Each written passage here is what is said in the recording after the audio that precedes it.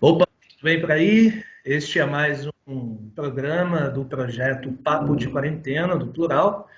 E hoje o papo não é exatamente sobre a pandemia, aliás mas não sobre uma pandemia, sobre uma outra que mostrando suas caras, suas faces, seus símbolos, cada vez mais rapidez no Brasil, né? Essa ascensão desse fascismo à brasileira, ou esse proto-fascismo, que na verdade é meio ridículo, mas a gente tem que se preocupar com isso. Por isso, o meu convidado de hoje é o Nunes, ele que é um dos representantes da Antifa de Curitiba, Relações, como é que é, Nunes? Relações externas?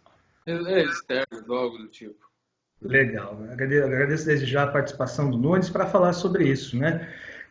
Basicamente, Nunes, queria começar pelo básico mesmo, né? A gente voltou a debater a Antifa, a gente vê muitas matérias aí apontando para um lado, para o outro, mas acho que estava faltando ouvir alguém de dentro mesmo, né? O que é o que defende, ou melhor, o que não defende o movimento Antifa? Bom, em relação a esse assunto, principalmente nos últimos dias, depois de alguns atos, tá, acabou surgindo, acredito que não surgindo ou sendo criado nesses dias, é algo já existente, mas acabou se tornando mais midiático nos últimos dias. Essa questão mesmo do que é o Antifa nas redes sociais, milhares e milhares de comentários de pessoas totalmente confusas e Opa, acabou caiu. caindo. Acabou caindo. Sem problema. E, enfim, um, bem confuso mesmo, assim, essa questão do que é o antifascismo, o que defende, o que não defende. Tem até pessoas dizendo que, é, enfim, surgindo logos e o papo de bolsonaristas antifascistas, porque os antifas são os fascistas e algo do tipo. Na verdade, o movimento antifascista ele já vem faz muito tempo na cidade de Curitiba, já só de meu conhecimento de organizações e coletivos realmente organizados e ativos na cidade de Curitiba, já vem perto dos 7, 8 anos. Então, não é de agora, desde que o Bolsonaro acabou surgindo mais mediaticamente, aí começou a ser debatido isso como se fosse algo recente, quando na verdade já existe há um bom tempo. E na cidade de Curitiba, o movimento antifascista, por muito tempo, foi responsável por é, acabar expondo cada vez mais os movimentos fascistas que existiam na cidade. Realmente fascista, não proto-fascistas, liberais, enfim, essa doideira toda que está surgindo nos dias de hoje. Realmente neonazistas, com suásticas tatuadas, com símbolos fascistas, com ataque a moradores de rua, pessoas negras, pessoas LGBTs ou algo do tipo. E, principalmente também, dos alvos maiores que eram as pessoas que se denominavam de esquerda, onde acabaram sendo pessoas assassinadas, pessoas de nossas organizações, amigos, pessoas atacadas. Eu mesmo já fui atacado em Curitiba, na Praça Carlos Gomes, se eu não me engano, saiu até num jornal.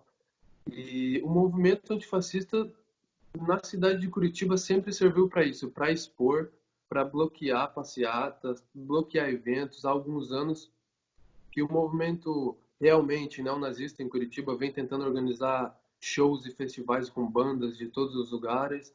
E os coletivos antifascistas, na prática, uma questão mais prática, lutam por isso, para impedir, para que isso não seja uma questão de liberdade na cidade de Curitiba, porque muitas pessoas criticam e tentam contrapor uma ideia de que todo mundo tem liberdade de expressão, e sim, todos têm uma liberdade de expressão até um certo ponto, até onde você interfere na liberdade do outro, e esses caras querem realmente causar, fazer, atuar com ataques violentos, tentativas de homicídio, pregando nazismo, enfim, coisas que não estão dentro da lei de uma certa forma. Então, automaticamente, isso já não seria mais liberdade de expressão. E Certo. o movimento antifascista há muitos anos vem trabalhando para isso, e graças a esse trabalho, as pessoas se arriscando, colocando suas vidas em risco, até mesmo porque muitos membros de grupos neonazistas e fascistas organizados em Curitiba são pessoas que têm armamento, porte de arma, não necessariamente o porte de arma, mas portam uma arma. Já houve casos de pessoas próximas ou até mesmo policiais ou algo do tipo. Então, essas pessoas do movimento antifascista do Curitiba vêm há anos colocando suas vidas em prol dessa situação mesmo, de tentar Queria manter fazer. Curitiba uma cidade que não seja um lugar tranquilo para esse tipo de gente. E, ao mesmo tempo, esses grupos, as nossas organizações, que não existe só a Ação Antifascista Curitiba na cidade de Curitiba, existem vários outros coletivos que também têm as mesmas pautas, porém se organizam de formas diferentes, atuam de formas diferentes. E, ao mesmo tempo, com essa tentativa de barrar as atitudes, as movimentações fascistas em Curitiba, existe um trabalho de base, uma conscientização, uma verdadeira tentativa de criar uma nova perspectiva na visão das pessoas. Enxergar que Curitiba é sim uma cidade eurocentrista, higienista, a piadinha de que curitibano não dá oi, não dá aquilo, mas realmente é uma certa cultura de não olhar para o lado, não olhar o morador de rua e quando olha, olha torto. Não só para o morador de rua, mas para todos os tipos de minoria. E Quero a gente vem voltar. trabalhando nessa perspectiva. Uhum. Quero voltar a falar do fascismo especificamente em Curitiba, mas antes fazer um apanhado histórico, Nunes, sobre a criação do grupo antifascista no Brasil, que remete à década de 30, né, como oposição à ação integralista brasileira. Depois esse pessoal se juntou à Frente de Libertação Nacional, que combateu a ditadura militar, e parece que voltou com mais força nos últimos anos mesmo, a partir da eleição ou da candidatura até do Bolsonaro, né? Exato. Então, são momentos históricos ameaçadores, assim, que esse grupo se manifesta de uma forma mais visível, né? Uma espécie de tropa de choque das pessoas de bom senso, assim. Acredito que até mesmo pela propagandização da ideia, muitas pessoas acabam suportando, dando um certo suporte a essa ideia, e as pessoas que já estavam organizadas, já estavam tentando fazer algo do tipo, até se sentem mais acolhidas e, enfim, acaba criando um nicho que é possível falar disso. Eu estava comentando nos últimos dias com alguns colegas de escola, eles estavam dizendo como, que agora todo mundo está falando do que vocês já falavam há muito tempo. E antes era aquela coisa tipo, política de novo? Vocês estão falando de política de novo? Tipo, digamos que não teria tanto espaço para ser debatido esse tipo de pauta há um tempo atrás. E quando as crises atacam, as, as epidemias de ignorância as atacam, mais gente é claro que acaba sendo ignorante e caminhando indo na maré, porém muita gente também que acaba não concordando acaba abrindo um espaço para essa discussão. Até mesmo pessoas que falavam, não, que papo chato, que ideia política é muito estressante, eu prefiro aquela coisa de religião, política, não Não se se discute. discute. Isso sempre é uma coisa que barra o crescimento da ideia, da discussão do antifascismo, até porque o antifascismo, essa questão de realmente mudar a sociedade, construir uma perspectiva e uma organização social diferente, não é só falar de política, é muito além de uma questão partidária. Então, se falar de partido, que as pessoas sempre falam, não, eu sou isso, eu sou aquilo, já era difícil, não tinha um abraço da sociedade em relação a esse assunto, falar do antifascismo que chega e fala como os dois lados estão com erros e a gente precisa construir. Opa, É, realmente olha o vai golpe. deixar outra perspectiva aqui. E, enfim, esse papo sempre foi de uma grande dificuldade para estar sendo discutido. E, como eu disse, né, quando surgem as pandemias de ignorância, mais pessoas se dividem, que não é uma coisa tão boa no âmbito social, porém no âmbito político as pessoas acabam se posicionando de verdade, a gente pode entender quais são os efeitos dessa epidemia social que está acontecendo naquele momento. Então a gente consegue ter uma noção assim de o que aquilo está gerando nas pessoas, o quão transformado as pessoas estão ficando em relação a isso E as pessoas que estão sendo favoráveis ao antifascismo acabam buscando saber mais, acabam acrescentando. Muita gente que não gostava de falar de política, a partir do momento que decide falar de política, as pessoas se identificam e a gente acaba descobrindo que tinham verdadeiros militantes, verdadeiras pessoas realmente inteligentes que podem causar um efeito totalmente positivo dentro da sociedade. Então, quando Você. surgem esses problemas sociais e as pessoas acabam se posicionando, acabam surgindo os dois polos. Uhum. Porém, a gente olhando para o polo da luta popular, isso acaba gerando, sim, como você comentou, uma multidão de pessoas falando sobre isso, querendo buscar. Existe muita confusão também, é claro, como qualquer novidade na vida de qualquer pessoa, uma coisa nova, uma coisa turbulenta, que chega com toda a pressão ali, e é coisa do momento, temos que nos decidir agora do que eu concordo ou não, acaba surgindo questões assim, de uma confusão ideológica muito grande. Mas sim, o pensamento ideológico antifascista, revolucionário, anticapitalista e todas as outras pautas que defendemos, e até mesmo a oposição aos preconceitos, acabam se tornando muito mais forte nas épocas em que a gente tem uma crise política ou social. E, infelizmente, mas pelo menos esse lucro nós tiramos dessas épocas de turbulência. Perfeito. Nunes, o movimento antifa não busca representatividade política, né? Não almeja cargo. Está correto Não, isso? na verdade, existem militantes que têm suas vias políticas, como, por exemplo, um militante que tem sua via política comunista, que se identifica e acredita que a sua luta será válida e terá um fruto no caminho, pelo sentido partidário. Existem pessoas que são do movimento, não necessariamente só da nossa organização, falo de uma maneira mais generalizada. Como eu comentei, existem várias frentes ao lado da nossa organização. As pessoas, por exemplo, são militantes do PCB, do Partido Comunista Brasileiro, por fato de se identificar e achar que esse caminho vai ser válido. Porém, a bandeira antifascista em si não se identifica com uma questão partidária, até porque nos dias de hoje nós acreditamos que não haja algum partido, alguma organização partidária ou eleitoral, algum nesse sentido, que nos represente, já que nós estamos dentro do sistema capitalista e da mesma forma que o PCB e alguns outros partidos mais revolucionários entram na criminalidade de ano em ano, em vários anos, a gente tem aí um histórico bem grande de criminalização do PCB, justamente porque nós estamos dentro dessa, como que eu posso dizer, enfim, dessa rede mesmo capitalista, onde existem algumas vias que vão ser impossíveis, como eu escolher um partido para lutar, sendo que esse partido está ingressado no sistema capitalista e para ele continuar vivo, ele vai ter que seguir as diretrizes capitalistas, Antifa como é acontece com o essencialmente Partido dos Trabalhadores. anticapitalista, né? O movimento antifa é essencialmente Isso, anticapitalista. anticapitalista. Então a gente acredita que ingressar em um partido dentro do sistema capitalista não seja tão eficaz, Uhum. exceto essas citações que eu comentei, dos outros partidos que são mais combativos e revolucionários, que mesmo entrando na ilegalidade de tempos em tempos, ainda insistem, estão de pé, estão firmes na luta aí.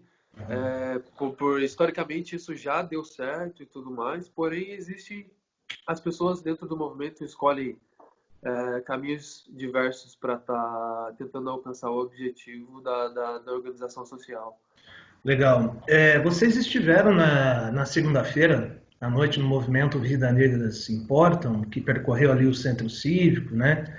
Queria saber se vocês participaram. E você lá no começo do nosso papo, você falou sobre os grupos neonazistas de Curitiba, né? Eu queria saber se esse grupo é numeroso, né? Se existe bastante gente com esse pensamento e de que formas vocês descobriram que eles se organizam. Exato. Em relação a manifestações que estão ocorrendo no momento, a princípio, nós, especialmente da Ação Antifascista Curitiba, tínhamos uma diretriz, assim, uma estratégia e até mesmo de responsabilidade em relação à pandemia do coronavírus e não organizar nenhum ato ou manifestação a menos que seja realmente necessário, como já comentamos, que nos esforçamos para barrar atividades realmente fascistas, neonazistas dentro da cidade. É, sempre tentamos fazer as denúncias cabíveis, publicamente, juridicamente, impedir a propaganda, seja nas redes sociais e tudo mais, e nas ruas também. Porém, em relação a esses tempos, nós preferimos não convocar nada, então esse ato não foi. Isso é uma coisa que está acontecendo, está gerando uma confusão nas redes sociais, porque muita gente está entrando em contato, se dizendo decepcionado, Por que, revoltado, dizendo por que que pagar vocês, por isso. por que vocês não foram lá?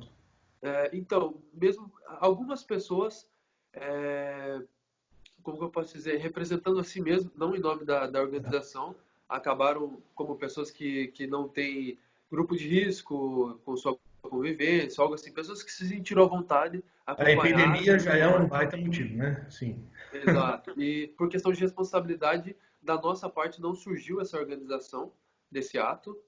E como comentei, as pessoas estão achando que foram a gente, que foram os responsáveis, foram a Ação Antifascista Curitiba, quando na verdade não foi. Até mesmo porque a Ação Antifascista Curitiba, especialmente, foca principalmente no trabalho social, no trabalho de base, no combate a verdadeiras ameaças dentro da cidade, proliferação dessas ideias, dessas atividades, que sempre aconteceram bastante na região central, e nem tanto na organização de atos, até porque a gente também identifica que cada organização, tanto no Brasil, no mundo, em Curitiba, tem a sua função. E como já existiu o CWB Resiste, no início o CWB Contratermo, que eram os responsáveis por isso, a gente acredita que essa tarefa já estava sendo bem cumprida e sempre focou em outras diretrizes, outras estratégias, a que não seja organização de atos. Até porque a gente se preocupa de atos que sejam fortemente ligados à nossa organização recebam ataques mais violentos desses grupos, coisas que já aconteceram. Mas a gente ainda tem uma exceção que é a Marcha Antifascista, que digamos que acontece anualmente, em alguma data organizada na cidade. Geralmente ela é uma data nacional, então ela ocorre no mesmo dia, na mesma hora, em todas as cidades pelo Brasil. No Brasil existe uma média, um pouco mais, um pouco menos, de 25, 26 grupos, 20 cidades, e a gente tenta organizar simultaneamente. Essa seria a mesma única exceção. E Em São Paulo, as torcidas antifas se reuniram para o protesto no domingo, né? Com faixas declaradamente antifas, né? Eu sabia como é que você vê isso e se existe uma comunicação, um diálogo entre vocês e a cidade para possivelmente organizar alguma coisa em conjunto. Como é que você viu a saída declarada da marcha antifa no domingo, né? certo. Então, em relação a São Paulo e as outras cidades, nós temos uma rede nacional de troca de informações, trabalhos conjuntos. E em relação às torcidas antifascistas, que estão se posicionando mais nesse momento, elas são compostas até mesmo por grupos das ações antifascistas São Paulo, Curitiba e das outras cidades, pessoas que militam na nossa organização e se identificam com algum time e acabam se organizando de uma certa forma, na medida do possível, para estar impedindo manifestações racistas, preconceituosas, fascistas dentro das arquibancadas. Até porque a cidade de Curitiba, como já dito, tinha a existência de membros fascistas, realmente declarados neonazistas, nas torcidas não ia ser diferente. Então a gente sempre tenta manter essa presença mesmo, e também fazer parte disso na medida do possível. E só vou ligar aqui. Na medida do possível, para estar tendo presença dentro e fora dos estádios também. Em Curitiba nós temos a Locomotiva Rubro-Negra, o Curitiba Antifascista, a Gralha Marques, que são as torcidas antifascistas do Paraná Clube, do Atlético Paranaense e do Curitiba, que também se organizam Porém, nesse momento, não sei como estava a organização de todas, mas a maioria seguiu as mesmas diretrizes de responsabilidade em relação ao coronavírus. Aham. E, enfim, em relação até mesmo ao ato, foram pessoas assim que não são organizadas, são pessoas que estão aí no auge da revolta, da inquietude que organizaram. E, enfim, como você tinha dito, do movimentação neonazista e tudo mais, já existiram torcidas declaradamente fascistas e neonazistas dentro dos times do Paraná também. Uhum. Bacana. O Nunes, queria saber também se há uma correlação internacional, né? Os eventos lá dos Estados Unidos, o assassinato do George Floyd, isso foi uma espécie de gatilho também para que essa base antifascista se manifestasse, se movimentasse? Sim, seguramente. Essa movimentação que surgiu, e principalmente o exemplo onde que, de maneira estruturada e organizada, seria sim possível se manifestar em meio à pandemia do coronavírus, que é segundo a estratégia usada pelas pessoas, se inspirando nessa situação dos Estados Unidos. Acredito que foi sim um alarme, uma chamada para essas pessoas. Como eu disse, foram pessoas que não são organizadas, que se puseram mesmo na responsabilidade de puxar uma, uma resposta, uma luta, já que até mesmo no Brasil, há poucos dias atrás, poucas semanas atrás, jovens negros foram assassinados. Acredito que acabou acontecendo uma identificação, assim, Uhum. porque tem pessoas negras morrendo no Brasil. Todas as semanas a gente vê reportagens, textos de indignações via redes sociais e televisão. E isso aconteceu nos Estados Unidos em meio à pandemia e a população se organizou. Acredito que as pessoas pensaram, por que nós não estamos fazendo isso? Já que aqui está aparentemente, ou pelo menos mediaticamente, é muito mais frequente do que nos Estados Unidos. Acredito, nós acreditamos que seja essa forma de pensamento que acabou gerando mesmo essa revolta e não que seja algo internacionalmente organizado. Nós, das organizações antifascistas, como disse, tem uma relação internacional, uma organização nacional. Nós também temos as relações internacionais. É, temos alianças, não digamos aliança, seria algo meio raso dizer aliança, mas uma organização mesmo, uma Contato. solidariedade, um papo, uma troca de informação. Como já foi comentado antes, em relação à questão nacional, os outros países também têm suas redes nacionais e essas redes nacionais acabam sendo um certo tipo de network assim, entre os países. Então, a gente, principalmente na América Latina, as organizações de luta popular, comunistas, anarquistas, antifascistas, feministas, e nos últimos tempos também, é, as torcidas antifascistas da América Latina começaram a se organizar, que é uma coisa de um fruto que surgirão frutos muito importantes na luta da América Latina, do povo, e que é uma coisa que une, que é o futebol. Uhum. Então existe sim essa rede entre a América Latina, países da Europa, enfim, Legal. países de diversos lugares e até mesmo como os partidos comunistas têm comunicação entre outros partidos, as ações antifascistas também têm. Uhum. As pessoas ultimamente uma coisa que acaba gerando muito conflito é essa coisa anticomunista, propaganda anticomunista que está voltando do século passado, então parece que está ressurgindo com mais força como era no século passado, em relação a Cuba, é, polêmica sobre Coreia do Norte e, no geral, nós também temos as organizações, no geral, têm contato com organizações de Cuba, os partidos comunistas, com as centrais populares de Cuba. Então, as pautas que são levantadas não são baseadas em propagandas da grande mídia ou algo assim. São realmente as pautas. Não, acreditamos que Cuba seja algo bom ou algo ruim, ou isso e aquilo. São realmente baseadas em trocas de informações a que simples propagandas e informações tiradas da internet. Uhum. Então, essa é uma coisa que facilita muito e deixa, acredito, a luta e a organização, as estratégias muito mais sólidas, porque nós temos informações sólidas. Aham. O Nunes, queria saber de ti, como é que vocês lidam com a violência, né? Se ela tem uma certa resiliência conforme o momento, a ação, o movimento, se ela é aceitável em algum momento, ou se ela realmente é intrínseca a essa causa que é tão radical no sentido até ruim de combater o fascismo, né? Como é que é a questão da violência para vocês nas manifestações, nos atos, enfim? Certo.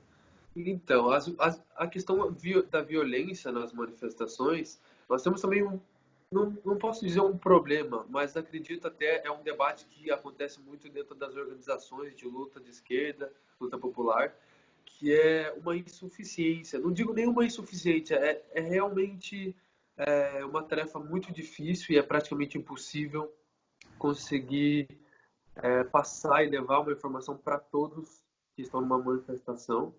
Caso fosse possível, a gente já teria conseguido resultados na luta muito maiores, caso isso fosse feito, mas todos sabem que não é tão fácil assim.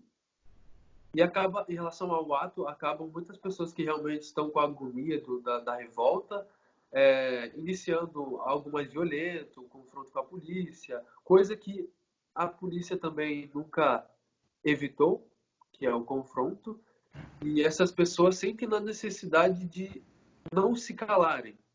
E é aí que onde ocorre geralmente os momentos turbulentos em meio às manifestações e tudo mais. Ou quando os atos já estão realmente um pouco cansativos, longos, assim, para todos, para os dois lados, geralmente a polícia ou o órgão ali que esteja na contenção e na organização da segurança inicia a dispersão com bombas e algo assim. E essa violência que as pessoas comentam, vandalismo e algo assim, é realmente uma resposta a esses momentos turbulentos. E que a gente tenta trabalhar, porque a gente sempre tenta ressaltar que Black Bloc não é um grupo, porque muita gente tenta colocar o Black Bloc como um grupo e jogar no mesmo saco, colocar todas as pessoas no mesmo saco e Os black blocs não fazem parte da Antifa. São grupos diferentes. Ou existe exato. Na alguma assim? verdade, o Black Bloc não é um grupo. O Black Bloc é uma estratégia. Uhum. E nem sempre é utilizado pelos movimentos e pelas organizações antifascistas de Curitiba. Mesmo que ocorram confrontos com a polícia, depredação, não depredação, mas uma posição mais violenta por parte das pessoas, nem sempre são grupos organizados com a tática Black Bloc. Como comentei, acredito que seja uma questão mais de necessidade de fazer algo e de resposta aos atos e às medidas mais truculentas tomadas pela polícia. E o Black Bloc realmente, essa tática surgiu para isso, para defender os atos. Se a polícia acaba sendo truculenta, essas pessoas vão acabar utilizando dessa técnica, dessa tática. E aí a gente pode conseguir resultados de diversas maneiras, positivos e negativos. É por essa forma que a gente sempre tenta levar essa ideia. O Black Bloc não é um grupo e nem sempre nós vamos usar essa técnica. Totalmente estrategicamente, depende de lugares, depende de tudo, e não necessariamente a nossa organização. Eu digo de uma maneira, a luta da esquerda em geral. Nem sempre vai estar utilizando dessa técnica. E isso aqui gera uma certa confusão. Uhum. Em relação ao que você tinha comentado, a violência com grupos que realmente são nazifascistas, organizados, que estão. Muitas vezes não é nem para pregar uma ideologia de política e social neonazista. Realmente são grupos de ódio, grupos para pregar ódio, sem objetivo social algum. É uma questão mesmo de higienização, de dominação territorial da cidade, com pichação, dizendo que negros vão ser mortos, pessoas que são homossexuais, enfim, pessoas da comunidade no geral. Esses grupos realmente se organizam Baseados na violência. Eles são Exato, baseados na baseado na violência. violência e com base em informações, pesquisas e tudo mais que a gente se organiza para manter um certo tipo de informação em relação a esses grupos. Nós sabemos muitas vezes quando atos, atividades, movimentações vão acontecer, locais onde se reúnem, enfim, eventos que vão acontecer. E a gente sempre tenta fazer a exposição nas redes sociais, uma questão mais cultural mesmo nas ruas, colando lambe, que é chamado os lambes, que são os papéis que são colados nas paredes, com informativos, que Curitiba sempre tem em relação a trabalho e tudo mais. E é uma certo tipo de informação que acrescenta e chega até o público, o Aham. povo. E a gente também usa dessa técnica para estar expondo grupos e movimentações que são realmente perigosos para a segurança e para a vida das pessoas de Curitiba. Então, a gente lida com essa violência com a exposição e caso os órgãos públicos não façam nada, geralmente começa uma investigação e algo que são coisas que não vão ser imediatas como deveriam ser. E a gente sim acaba organizando contra-atos, maneiras de barrar esses grupos, não necessariamente atos públicos convocando a população, mas os membros organizados, pessoas e outras organizações, o movimento que é mais organizado, os grupos que são realmente mais organizados, até mesmo porque são pessoas dispostas a fazer isso, E separar um momento da sua vida e não colocar não colocar em risco a vida da população, dizendo vão lá e defendam. Então, esses grupos existem mesmo porque são pessoas dispostas a arriscarem a vida, muitas vezes, porque esses grupos andam armados, com facas, como já disse, e é mesmo a questão de barrar as atividades de todas as maneiras, nas redes sociais, publicamente, culturalmente e, se fisicamente, necessário, fisicamente. entendi. No último ato aqui de Curitiba, na segunda-feira, né, ele terminou com quebradeira, né? Quebraram fórum, pontos de ônibus, agência de banco, enfim. A organização do grupo disse que houve infiltrados, né? Mas sem dar mais detalhes. Você sabe se isso faz sentido? Quem são esses infiltrados? Quem seriam? Ou de que forma eles agem? Certo. É a questão dos infiltrados que as pessoas falam, acho que numa questão mais politicamente correta, não sei se seria esse o termo, mas conhecido como P2, que são pessoas que trabalham para a polícia, que são policiais, que são responsáveis por conseguir informações mais de perto, que vão sem farda, é, que é uma estratégia policial para estar conseguindo mais informações e tentando manter o controle de dentro para fora, não só de fora para dentro, porque é uma questão óbvia. Se é E uma também para tomada repressiva, as deslegitimar. pessoas. Uhum. Talvez a proposta principal seria essa: conseguir informações e tentar manter o controle tanto de dentro, tanto estando dentro quanto estando fora. Porém, o que acontece muitas vezes, não com toda certeza que foi o caso desse último ato, mas sim, são coisas que acontecem.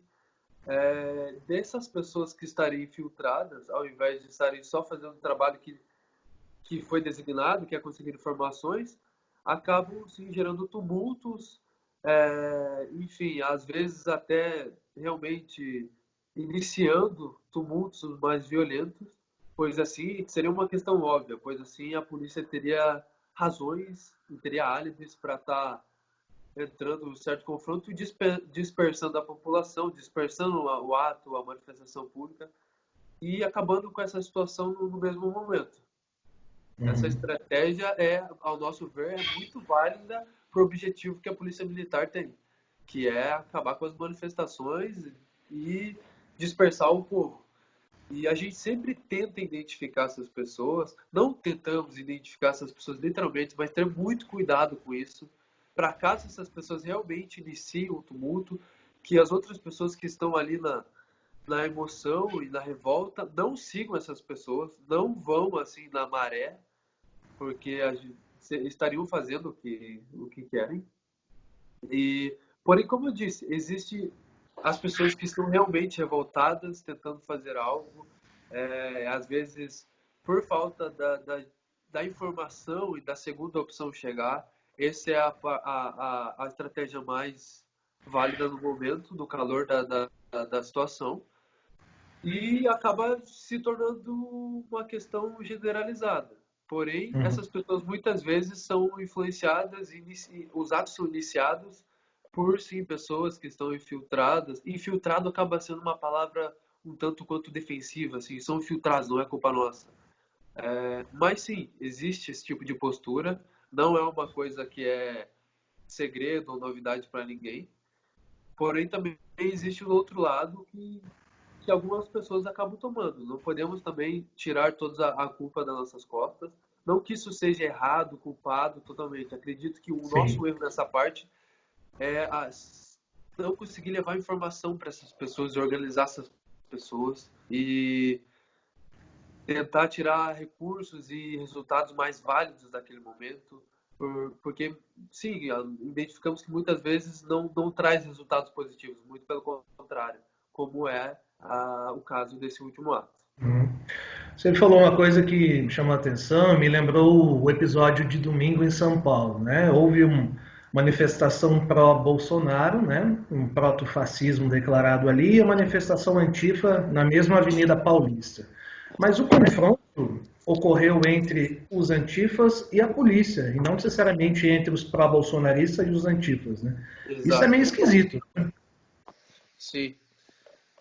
Então, na Confronto verdade, com a sempre polícia. acontece uma coisa que é comum de se acontecer e já é esperado de acontecer, principalmente nessa movimentação bolsonarista que está acontecendo nos últimos tempos, é que a questão das pessoas que estão defendendo o Bolsonaro e tudo mais, geralmente, não todos, mas em sua maioria, são pessoas de uma classe média alta, e que já são questões óbvias, que uma questão histórica no Brasil, nós sabemos que a polícia não vai estar contra essas pessoas. Então, nessas situações, a polícia sim é Partidária. seletiva, partidária e seletiva, até para não ser, nós consideramos assim, para não ficar feio, pois a favela, as comunidades, as pessoas, os antifas cobrando a polícia é uma coisa. Agora a classe média alta cobrando a polícia gera outros resultados para as corporações, para os próprios policiais individualmente. Então, isso já é uma questão que muitas e muitas vezes se repetiram e vão se repetir, que é um ato, um contra-ato ou alguma atividade, alguma movimentação que vá contra qualquer tipo de manifestação social onde o outro lado seja de um poder aquisitivo maior, essas pessoas vão poder caminhar, como já foi visto, ficou famoso vídeos de uma senhora bolsonarista com bandeira do Brasil e um taco de beisebol caminhando na Paulista tranquilamente, com o policial escoltando-a e não questionando por que um taco de beisebol. O Brasil não é um país onde o beisebol é popular, então eu diria, você foi atrás disso, Uhum. não querendo julgar, mas não tem um perfil de praticante de beisebol. Então, realmente era um posicionamento de ter esse objeto, um posicionamento agressivo, e mesmo assim a polícia foi imparcial em relação a isso. E a atenção da questão policial acaba sendo gerada diretamente para um outro grupo, que são pessoas de uma classe mais baixa, pessoas mais humildes, pessoas que estão mais revoltadas, pessoas que realmente são afetadas com os problemas sociais e que estão ali querendo alguma solução. E você Então, acha que isso aumentou essa reação da polícia militar, que virou uma polícia militante, né? Você acha que isso aumentou nos últimos tempos com o Bolsonaro? Isso já vem uma narrativa. Você acha que recrudesceu isso aí com a postura do Bolsonaro? Que parece que o grande trunfo dele, ou a tentativa de trunfo dele de um possível golpe, ou de um projeto de um país ultranacionalista e fascista, vem a partir da polícia militar e não necessariamente do exército, né?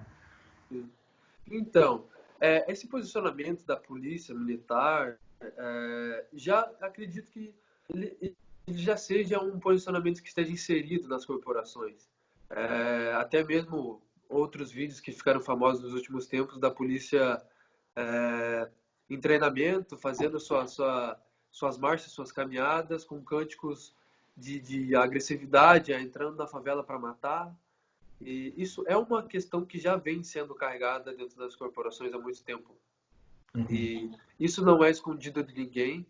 E acredito que tanto ao movimento, essas pessoas, essas movimentações bolsonaristas, preconceituosas, pessoas que não estão mais com medo de se expor, quanto os policiais agindo, enfim, toda essa movimentação social, no sentido mais pró-Bolsonaro que está surgindo agora, é uma coisa que já é histórica no Brasil. Já vem desde muito tempo atrás, onde as pessoas, de um lado, eram diminuídas e outras pessoas recebiam mais poder, recebiam mais espaço de fala. É uma questão histórica no Brasil. E com o aparecimento nas mídias do Bolsonaro nos últimos anos, antes da eleição até os dias de hoje, essas pessoas se sentiram mais à vontade, porque é uma questão de liderança.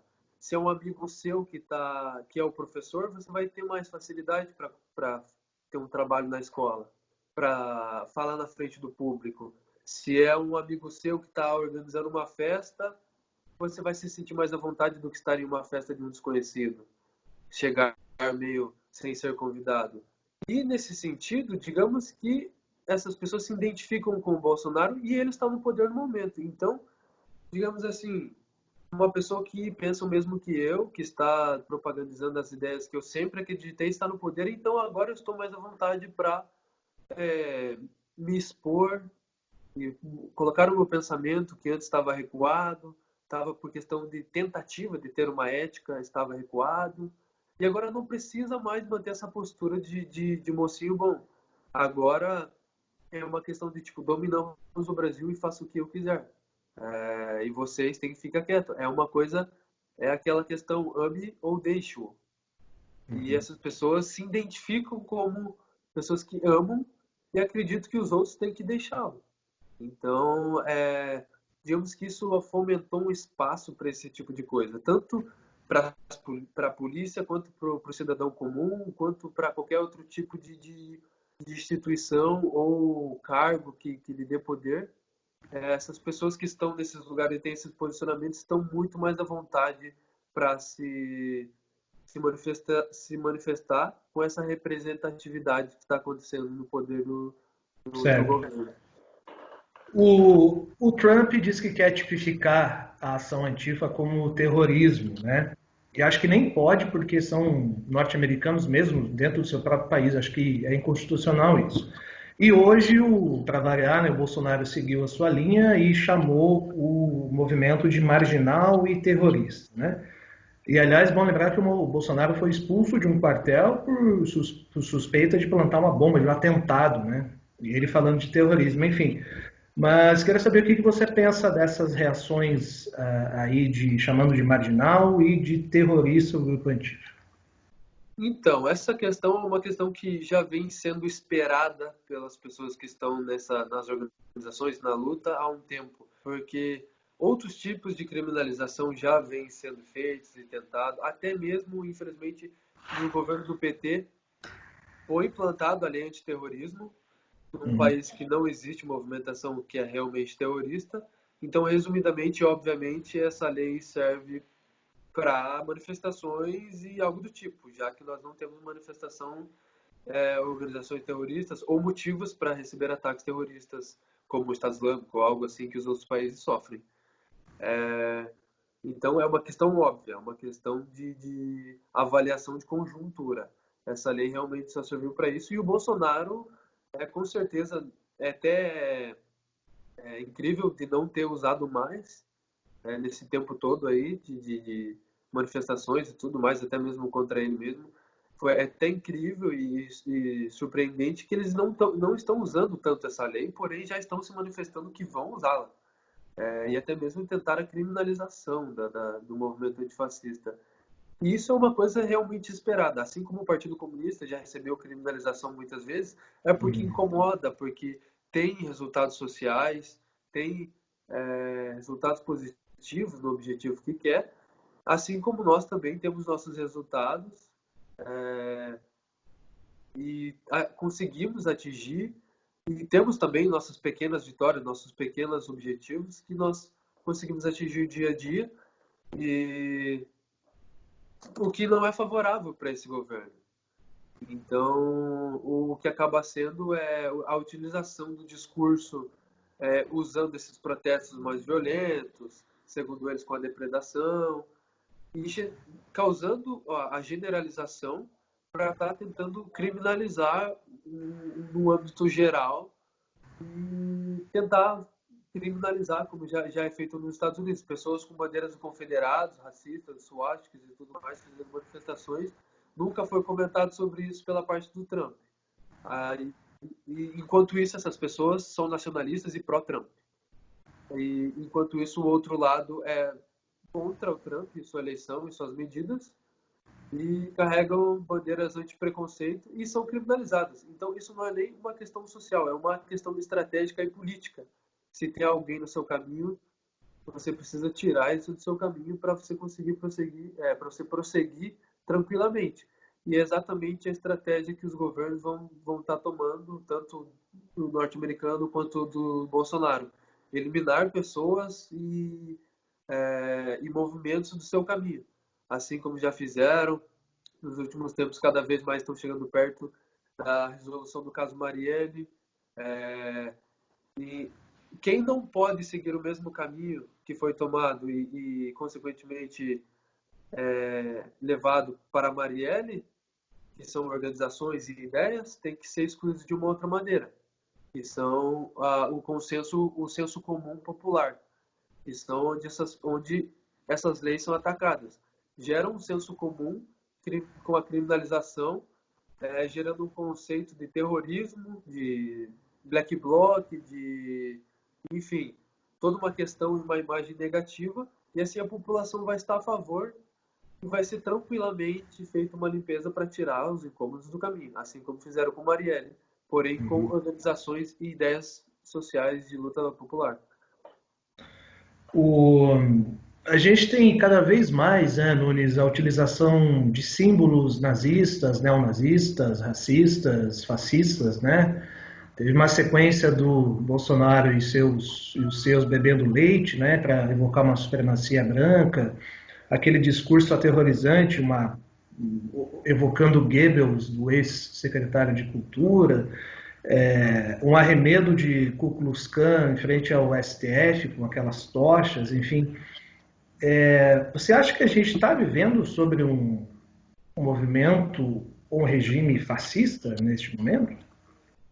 Olha, nós acreditamos que, primeiramente, o Bolsonaro iniciou toda essa manifestação e propagandista social com uma base liberal e nem por isso acaba sendo fascista. Muita gente, hoje em dia, acreditamos que até o termo fascismo já acabou sendo meio que deturpado, pois tudo que vai contra é fascismo, quando na verdade não é. E quando nós fazemos essa generalização, essa deturpação, acaba se perdendo o real sentido do que está acontecendo, a forma de interpretação popular das pessoas, se torna mais difícil a explicação e a compreensão do que está acontecendo. E acreditamos sim que o Bolsonaro, de uma linha liberal, está cada vez mais partindo para uma linha mais fascista. Por enquanto, as suas medidas e as suas estratégias, não, mas suas medidas físicas, em prática, não estão sendo tão fascistas, não que não esteja, mas não está literalmente como os regimes fascistas costumavam ser, porque também as aparições são cada vez mais uma psicodelia argumentativa e tudo mais. Porém, psicodelia argumentativa, gostei disso. É um termo que resume bastante o Bolsonaro e toda essa confusão que está acontecendo em relação a ideologias e questões populares. Porém, as suas táticas, tanto de propaganda, tanto de medidas, quanto essa questão de trocar ministros e tudo mais, é sim derivado do fascismo, como você mesmo comentou, essa questão da propagandização, porque esse formato de propaganda digamos assim, foi utilizado regimes fascistas, movimentos fascistas. São espécies de sinais que ele dá, né? Ele acena, Exatamente. né? Ele faz um aceno mais Não grosso. está mandando o exército ou a polícia militar para as ruas, como foi forçado alguns eventos fascistas na história, É. mas está usando de estratégias para construir uma ideologia na cabeça das pessoas, não na cabeça das pessoas, sim, mas construir uma cultura nova, como o próprio discurso já falava, querem construir uma nova cultura para o Brasil, para que as novas medidas mais para frente, caso sejam realmente mais fascistas, sejam mais facilmente aceitas pela população. Então, seria algo como construirmos uma cultura nacional maior e assim temos menos reação. Porque se tentar algo agora, seria uma reação imensa, uma grande parte do país. Então, primeiro necessita ser feita essa cultura. E o Brasil, até desde tempos de ditadura e tudo mais, essa questão de estudar algumas coisas e estudar outras coisas não serem estudadas, não tem tanto essa questão do questionar. Então, já vemos aí um reflexo disso como Regina Duarte. Ai, não fala disso, vamos falar de outra coisa. Tipo, esqueça os momentos de que temos que nos revoltar. Vamos construir uma nova cultura. Tanto Regina Duarte quanto... Vamos falar do número de recuperados e não dos 31 mil mortos, né? Exato. É realmente uma tentativa de construir uma nova cultura. Não é nem implantar uma E ideia. aproveitando Não. a pandemia, né? Exato, exato. Então, não é uma coisa que, como eu tinha comentado quando o Bolsonaro surgiu com algumas pessoas próximas, que isso seria uma ditadura. Porém, não uma ditadura militar e policial, como foi feita, porque a população já está um pouco calejada. Isso já acontece nas periferias. Seria uma imagem muito feia hoje, com internet, jornalismo, mídia totalmente internacional. Seria uma visão muito feia. O único país com ditadura militar no mundo, praticamente, assim, de direita e tudo mais, como aconteceu. Isso seria uma imagem ruim. E, e como eu disse, uma coisa que eu comentei, não seria isso. Seria uma ditadura tanto uma ditadura cultural quanto como que eu posso dizer, uma ditadura não judicial, não encontro muito bem a palavra, mas onde que são realmente feito como está sendo feito agora. Não vamos forçar nada. Vamos trocar Uhum. ministros, vamos, lembrei a palavra, uma ditadura do judiciário, onde não Uhum. precisa ser nada feito à força. Estou dando um cargo para esse querido rapaz, esse querida senhora, que está em prontidão para ajudar o país. E é isso aí. Não forcei nada. Não gerei tortura, não gerei confronto, não gerei. Enfim, esse seria, acreditamos que seria o pensamento. Sem turbulência. Coloco quem eu quiser e essa pessoa vai fazer o que tem que ser feito sem passar vergonha internacionalmente, mesmo que esteja passando, mas não. Mas voltamos com o Nunes, do Antifa. Estava falando, Nunes, sobre este fascismo bolsonarista, tropical, à brasileira, né, que tem a ver também com a manobra judiciária, né? É aí que ele está mais representado, talvez? Acredito que seja mais nessa pegada, mas como realmente está acontecendo, até porque, a não ser as atitudes tomadas pela própria população, pela própria, enfim, pelos próprios membros da polícia, que, como a gente já comentou, que estão agindo de certa forma como um resultado disso tudo que está acontecendo, dessa propagandização do Bolsonaro, que não é uma coisa diretamente ligada a ele, mas sim uma reação das atitudes e do discurso que ele tem. E até porque essa forma de interpretação, nessa pegada de interpretação, a gente tem que lembrar também que o fascismo histórico que já aconteceu em outros países vai ser completamente diferente, mesmo que ocorra nesses países novamente. Então, falando de América Latina, Brasil, vai ser completamente diferente. A gente também tem que ser capaz de estar identificando quais partes se mutariam, qual seria a conjuntura para o fascismo e tanto para a luta anti-fascismo dentro da América Latina, especialmente do Brasil e assim consecutivamente cada um dentro da sua cidade. Do sul, do norte do Brasil, sempre vão ser medidas e posicionamentos diferentes dos dois lados. Perfeito.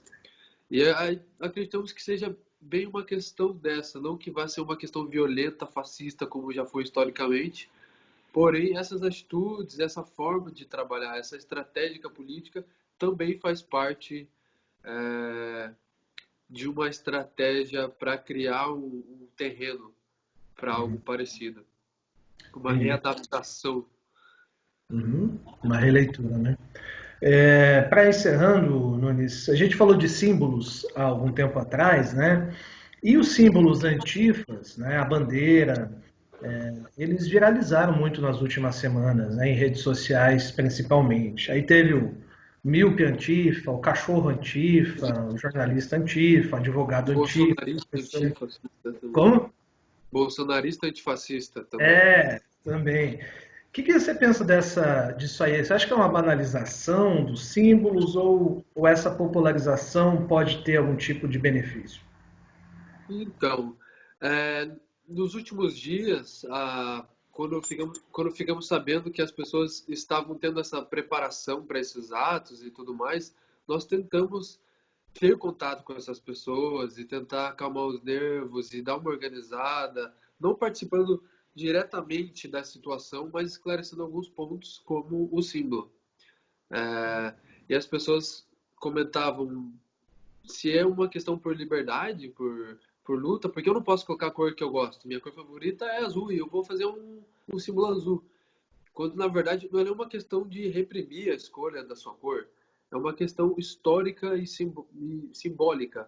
É, por exemplo, a luta das mulheres, geralmente ao invés de usar a bandeira vermelha, preta, usam as cores pink, o roxo ou alguma cor mais similar. Por exemplo, o movimento LGBT coloca as cores LGBT, da luta LGBT. O movimento pela luta anti-especismo usa preto e verde. Então, existe sim a opção de usar várias cores, desde que isso tenha alguma relação, alguma simbologia, algum significado, tenha alguma, como que eu posso dizer, algum sentido social e político isso, pois é um símbolo. Uhum. E um símbolo, não só um símbolo simples, é um símbolo que carrega uma questão histórica, uma simbologia. Só com isso as pessoas sabem o que você é a favor, o que é contra, caso essas pessoas tenham conhecimento. Assim como todos os outros símbolos da sociedade, até mesmo a suástica, a cruz e tudo mais. É um símbolo que representa uma certa comunidade, um certo grupo de pessoas, uma forma de pensar, uma cultura. Então, em relação às cores, que está sendo bastante comentado, é basicamente isso. Existe um peso histórico e político em cima disso. Então, não é apenas escolher a minha cor favorita.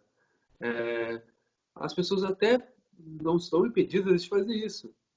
Mas o que acaba gerando é realmente essa palavra, é a banalização, é a deturpação, é a perda do sentido histórico da questão. Porque se as pessoas passam a pensar que a cor não importa, eu vi aquela cor, mas é a cor favorita do Cristiano, então não é nada. E já perdeu até mesmo a oportunidade daquela pessoa saber o real significado do símbolo, a real como surgiu, por que surgiu. Não literalmente por que surgiu, mas o que isso realmente representa. Porque Uhum. quando gera essa banalização, essa linha de curiosidade, de informação que a pessoa poderia ter buscado, ela é quebrada só com, é a cor favorita dele. Quando na verdade não deveria. Deveria ter essa continuidade, essa busca, assim como é com qualquer assunto. Então é por isso que as pessoas também têm essa questão, por exemplo, de estar colocando agora o escrito. E isso além das cores do símbolo no geral, também representa qual grupo está se manifestando em relação a isso. E além das cores, agora eles iniciaram esses nomes, as brincadeiras, Uma brincadeira, sim, é sadia e tudo mais, porém, nesse momento histórico que o Brasil está passando, isso acaba acrescentando resultados políticos. Uhum. E, na sua maioria das vezes, negativos, porque a distração, o divertimento social e das pessoas, seja de luta ou não, pode ser feito de outra forma, sem estar acarretando algum resultado político em alguma luta, que é o caso que está acontecendo. Perfeito. E queria a sua impressão sobre os próximos dias, próximos meses aí. O que você sente, né, do momento que o país se encontra? Você acha que isso vai, o movimento antifa estará ainda mais presente, né? Isso tem a ver também com a mais presença desses movimentos bolsonaristas. E que você imagina que os movimentos de rua, né, as passeatas, enfim, manifestações vão aumentar? O que você pensa, o que você vislumbra os próximos passos dessa crise enorme, né? Não só a pandemia, mas uma crise institucional, crise moral, crise política, enfim. O que você pensa? Bom, acredito que, como eu já tinha comentado antes, nesses momentos históricos, assim, nessas questões políticas, as pessoas, principalmente agora, que está sendo, acho que uma coisa que nunca tinha realmente acontecido com essa frequência, com essa força, essa divisão, as pessoas se posicionando, até mesmo pessoas famosas, pessoas que, como eu já comentei, não gostavam de política, as pessoas estão se posicionando e se colocando em algum dos lados. E como é uma situação crítica que pode definir o futuro mesmo do país e dessas pessoas, pessoalmente, assim, de cada dia a dia de suas vidas, as pessoas estão, é como aquela coisa, a gente só se importa quando o negócio está no seu olho, pimenta só no seu olho. E antes estava nos olhos dos outros, mas agora está caindo nos olhos geral, de todos, e as pessoas estão sentindo a necessidade de fazer algo. E como já comentei também, com uma questão que é clara de ser impossível, a politização de todos, não tem uma unificação de como lutar, nem se tivesse mesmo todos organizados, não teria essa unificação, não existe um manual do como fazer revolução, senão já teriam feito. Existem propostas e coisas que ajudam, mas não literalmente. E por causa disso, as pessoas tomarem partido, tomarem uma posição, essa movimentação vai sim crescer. Creio que a revolta das pessoas que são contra o governo vai aumentar. Talvez tome outras estratégias, até porque, como eu já comentei, as pessoas que estão do outro lado, nesse caso, se opondo à esquerda, sendo pró-Bolsonaro, são pessoas que têm uma certa influência na sociedade, não é qualquer um, não são qualquer pessoa. Tem muita gente que se acha de classe média alta, porém é o povão que está lá por uma questão de realmente não ter uma consciência de classe, mas a sua maioria dessas pessoas, como o dono da van e tudo mais, dessas pessoas sim, acabam gerando um caos social, uma politização das pessoas, influenciando que essa movimentação aconteça. E de um lado, enquanto essas pessoas que são influencers ou influenciadoras, assim, Sim. da classe mais que tem mais um poder aquisitivo, a classe que está do outro lado, que é a classe trabalhadora, está surgindo suas revoltas de si mesmo, enxergando qual é a realidade do seu dia a dia. Então, de um lado está sendo provocado e incitado essa movimentação, e do outro já está, felizmente, chegando numa questão de consciência de classe e vendo o problema, até mesmo muita gente que votou no Bolsonaro pensando, poxa, me arrependi, não é o que eu achei que seria, essas movimentações vão sim aumentar. Não posso dizer com toda certeza que vão ter manifestações e confrontos novamente. Acredito que vão sim ter as passeatas com os carros de luxo pelas ruas da cidade, pelos centros e pelos bairros mais privilegiados. Vão sim existir os contratos para tentar impedir esse tipo de movimentação, essa coisa vergonhosa que acontece nos bairros mais favorecidos e no centro da cidade, porém não ao certo em relação a grandes manifestações, grandes contra-manifestações, até porque essa foi uma questão momentânea no embalo dos protestos dos Estados Unidos e tudo mais. E até acredito, como já tinha comentado, que as próprias organizações têm um pouco de responsabilidade em conta do coronavírus. estar em Tem uma busca de pandemia. grandes atos. Mas pequenos atos eu acredito que vão continuar seguindo, com pequenos grupos que estão dispostos a se arriscar, como as torcidas e os grupos que estão tentando interferir nessas passeatas e essas marchas com os seus queridos carros de luxo. Creio que entre essa parte ainda haja um certo confronto, uma certa disputa territorial dentro das cidades. Agora, como eu disse, em relação a algo maior, como se era normalizado antes do coronavírus, manifestações com 20 mil pessoas, não acredito que seja tanto, até porque mesmo que as organizações não tenham responsabilidade e chamem, a população felizmente está tentando, pelo menos uma boa parte, se manter mais Protegido. protegida e consciente em relação ao coronavírus. Então, mesmo que chamasse, não teria, creio que não teria tanto suporte assim popular, mesmo que as pessoas quisessem. Entendi. Legal. Alguma coisa mais que você queira falar sobre o movimento, sobre a situação? Para encerrar, não? Eu acredito que é isso mesmo, é mais essa questão da gente procurar entender mesmo, primeiramente, antes de tudo, entender o seu lugar, a sua posição dentro da sociedade.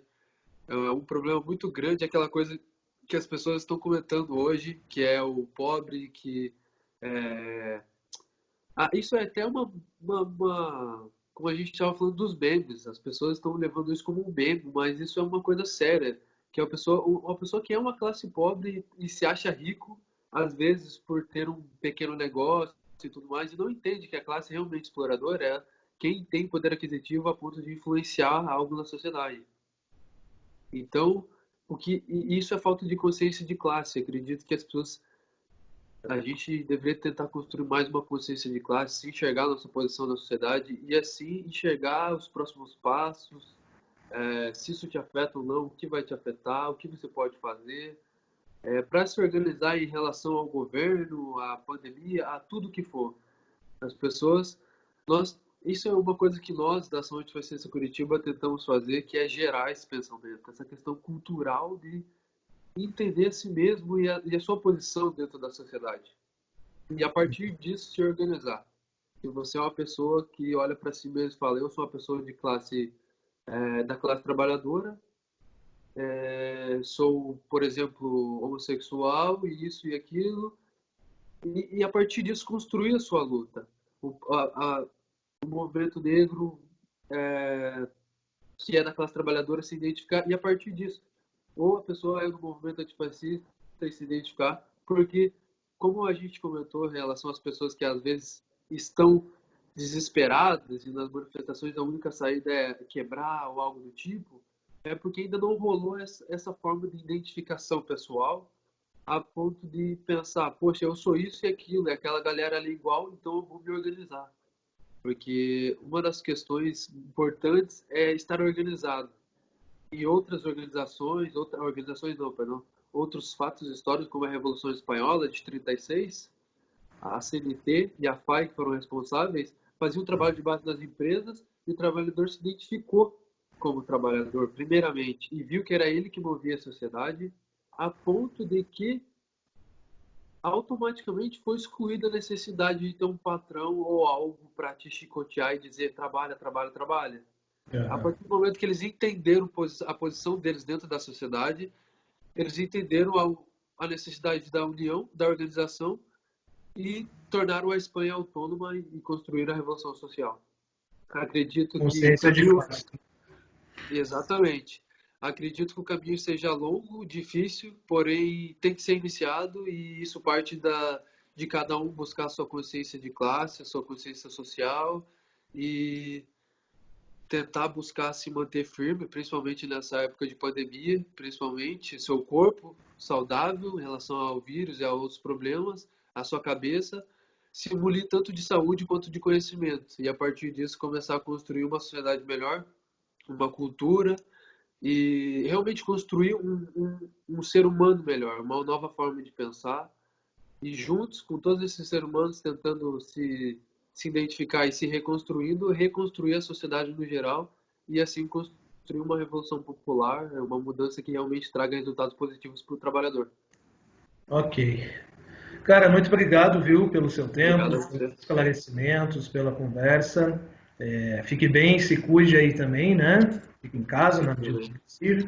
Agradeço a todos que estão vendo também. Este é o Papo de Quarentena, do Plural, aliás, acesse o Plural, jornalismo independente de qualidade aqui em Curitiba. Voltamos com mais um papo, talvez na semana que vem, talvez não. Também se cuide e fique em casa. Um abraço, viu? Valeu. Valeu. Talvez não.